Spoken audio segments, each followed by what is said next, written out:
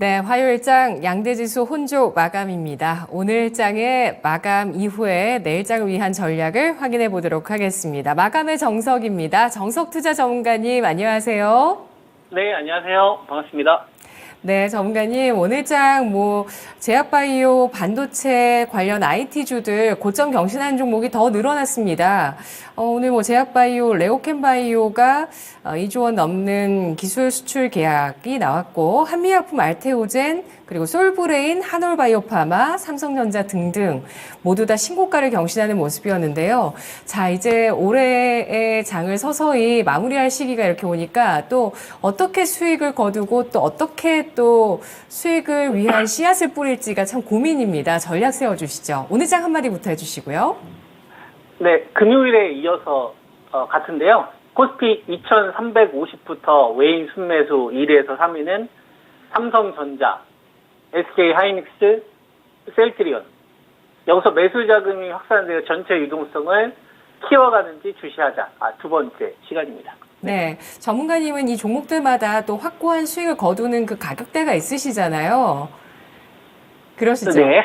예. 네. 그래서 잘 뿌리고 잘 거두는 전략들 많이들 궁금하실 것 같은데 오늘 장의 전략 세워주시죠. 제일 중요한 거를 계속 봐야 될 것 같아요. 주식 투자하시는 분들이 여러 가지 판단할 수 있을 만한 사건 사고들이 있잖아요. 그러면 이제 그 중에서 어떤 거를 가장 중요하게 볼 것이냐, 이거에 따라서 수익률이 결정이 되거든요.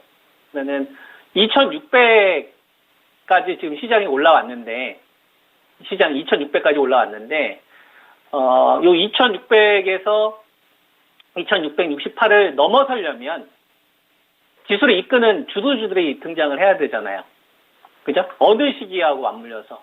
현재 금리 인하 시기와 맞물려서. 이게 전 되게 중요한 포인트로 봅니다. 금리 인하 전에는 금리 동결이었어요. 여러분. 그러니까 2,600, 우리가 8월달, 7월달에, 요때도 2,600이고요. 그 다음에 4개월이 지난 다음에도 지금 2,600이에요. 근데 다른 게 지수는 똑같지만 이때는 금리 동결이 있었던 시점에서의 2,600이고요. 그리고 지금은 금리 인하를 미 연준에서 기조를 바꾸려고 하고 있는 구간에서 2,600이기 때문에 이때 똑같이 1조를 벌더라도 유동성이 더 들어올 수 있을 만한 상황으로 바뀌었으니 더 높은 밸류를 유지하는 게 맞다라고 이제 보는 거거든요.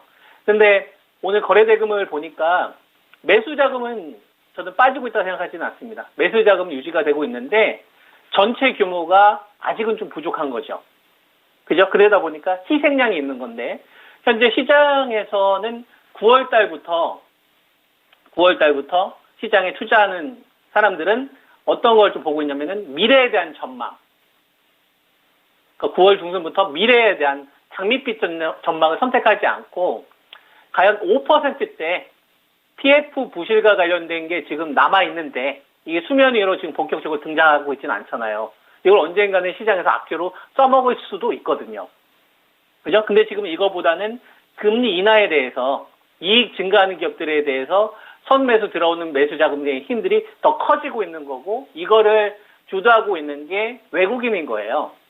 그래서 지난주 금요일날 제가 2,350에서 외국인들이 가장 많이 매수한 종목이 세 종목이 있는데 그 세 종목이 삼성전자. 이건 제가 여러분한테 58,000 추천드리고 나서 지금까지 끌고 오고 있는 종목이고 그 다음에 두 번째가 SK하이닉스. 88,000원대 추천드리고 지금까지 그대로 끌고 오고 있거든요. 그리고 삼성전자나 하이닉스가 없으시면 제가 여러분들한테 바이오 1등주 셀트리온. 그죠? 그래서 이게 16만 5천원, 15만 원대 많이 사셨을 거예요. 이런 주식들 잘 보세요, 여러분. 지수는 지금 신고가를 돌파를 못했지만 지수보다 먼저 저점을 찍었고 먼저 고점을 돌파하고 있는 바이오 1등주들이 늘어나고 있어요. 셀트리온이 한미약품을 설득했어요. 가자. 전고점을 돌파하는데 삼성바이오로직스의 이 빈자들 네가 채우자. 그죠? 그리고 알테오젠이나 레오캠 바이오도 우리가 어떻게 보면 되냐면 확산으로 보면 되는 겁니다. 바이오는 그동안 1등주들이 금리 인상기에 가장 크게 피해를 받았었는데 배터리 쪽한테 빼앗겼던 자금들이 이제는 빼앗기지 않고 오히려 가져오려고 하는 거구나. 이게 2,500대부터 금리 인하가 논의되는 시점부터 미 연준에서 금리 인하로 기조를 바꾸는 시점부터 진행되고 있는 거고, 이건 끝나는 게 아니라 확산이 될 수 있다라고 저는 보는 거거든요. 그래서 셀트리온 이거 공략하셔서 수익 많이 나셨을 텐데, 이거는 단기 시세로 보지 않으시고, 만약에 삼성 바이오로직스까지 73만 원 여러분한테 말씀을 좀 드렸는데, 3바까지도 거래 자금을 만약에 땡긴다, 한 1,000억 이상 땡긴다, 그러면 2,600에서 시장은 좀 답답하더라도 바이오 쪽에서 유동성을 더 키울 수 있는 환경으로 가는 거니까 바이오 없으면 안 되죠.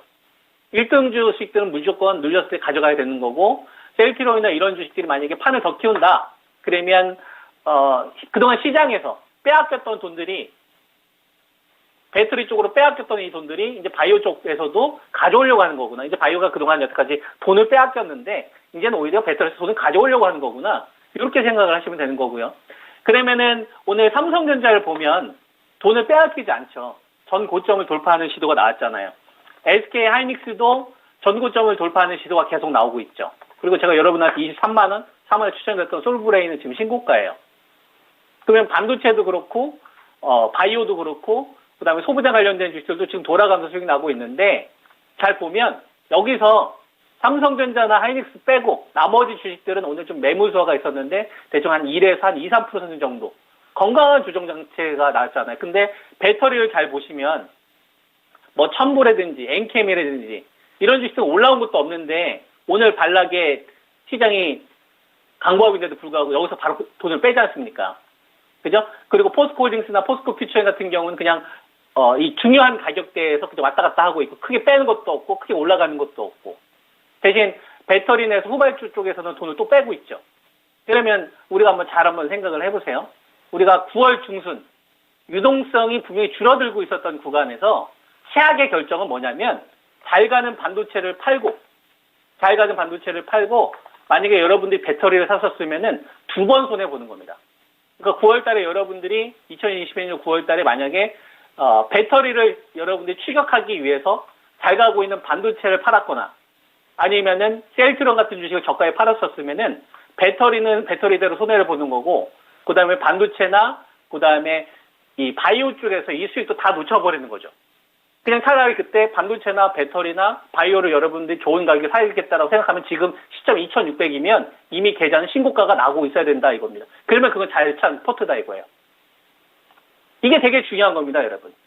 2022년도 9월달, 그 다음에 지금 2023년도 9월달, 그 다음에 2023년도 12월달도 이럴지언데, 만약에 연준에서 금리 기조를 더 세게 가는 거예요.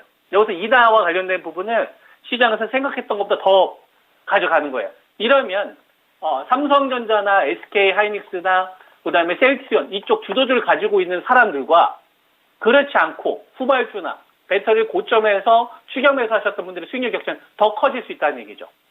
이거에 대한 분명한 경고를 저는 수차례 해드렸었고, 그게 지금 하나둘씩 나오고 있는 겁니다.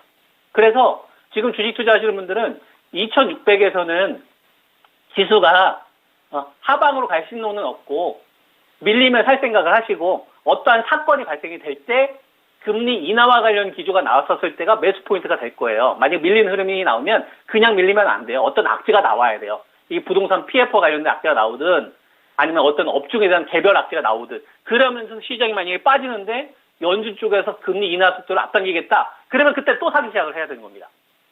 요 큰 그림을 여러분들이 내년도 상반기까지 이렇게 틀을 잡고 계시면 되는 거고요.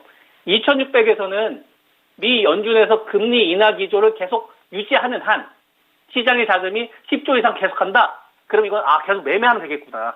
그러면 돌아가면서 먹겠구나 이 생각을 하시고, 만약에 삼성전자나 하이닉스가 여기서 계속 자금이 쏠리면서 반도체 쪽으로 자금을 더 키운다거나 아니면 셀트리온이 3발을 땡겨서 바이오까지 이번 구간에 참여하게 되면 시장에 대한 지수 목표치는 훨씬 더 높아지는구나 이렇게 보시면 되고요. 그리고 배터리 후발은 그때까지 소외받다가 막판에 후발로 살아나니까 중요한 가격대 이하에서만 공략하는 식의 전략을 제시하도록 하겠습니다. 네. 네, 알겠습니다. 그렇게 9월에 이미 실수를 하신 분들, 그래서 배터리로 갈아타 계시는 분들은 어떻게 전략을 세우는 게 좋을지 한 말씀만 해주신다면 뭐가 있을까요? 소부장하고요. 소부장 2집단 애들을 사야 되고, 그리고 셀트리온이 삼바 쪽으로 자금이 지금 거래대금이 한 1,000억 정도 되거든요. 셀트리온이 거래대금 한 5천억 정도 발생이 되면서 전구점 돌파를 하면 그때는 바이오 가운데서 한 2선에 해당하는 주식들 사면은 메꿔질 거예요. 그리고 배터리 중심주는 절대 버리지 마시고 얘들은 후발로 살아나니까 여러분들이 포인트를 잡으셔야 될 거는 배터리에 몰빵만 안 하시면 된 거예요. 반도체와 바이오 1등 여기서 여러분들이 교환만 잘 하시게 되면 비중 밸런스만 잘 맞추게 되면 돌아가면서 수익이 나는 거니까 이런 포인트만 여러분들 짚고 대응하시면 된다. 이렇게 말씀 좀 드리겠습니다. 네, 배터리 중심주에 계신 분들은 괴로우시더라도 지금은 또 쥐고 가실 필요도 있다라는 부분들, 그리고 2, 3등주의 접근 전략, 바이오, 반도체 소부장까지 알아봤습니다. 고맙습니다. 네, 감사합니다. 네, 코스피 2350선에서 개인과 외국인의 수급이 손바뀜이 나왔다는 점에서 여기서부터 외국인이 주력해서 샀던 종목을 중심으로 전략을 세워봤습니다. 지금까지 투자 판단에 도움드릴 수 있는 내용들 알아봤고요. 다만 주가의 상승과 하락을 보장하지는 않습니다. 내일 이 시간 다시 돌아올게요. 고맙습니다.